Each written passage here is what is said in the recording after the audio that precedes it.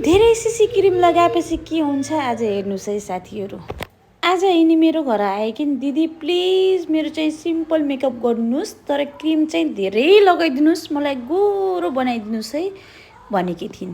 यति रिक्वेस्ट गरिसकेपछि त मैले यिनले भनेको त मान्नै पर्यो। अनि त्यसपछि म लागे यिनको फेसमा सिसी क्रिम टन्न लगाएर ड्याब ड्याब ड्याब ड्याब ड्याब। वाउ दिदी म त कति ब्युटिफुल देखेको छु है। वाउ यो सिसी क्रिम कहाँ पाइन्छ र दिदी भनेर क्वेसन गर्न थालिन्। गाइज प्रायः जसो नि मेकअप आर्टिस्टहरूले आफ्नो सिक्रेट चाहिँ खुलाउँदैनन् कि म चाहिँ खुलाउँछु है।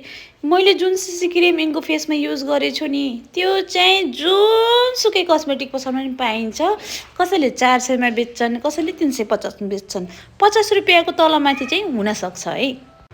50 रुपियाँको तलमाथि भएर के भयो त राम्री त बनिन्छ नि गाइज। एउटै क्रिम किनेपछि तपाईँहरूलाई थाहा छ 1 वर्षसम्म पुग्छ फेरि। त्यस्तो हो त्यो सिसी क्रिम त।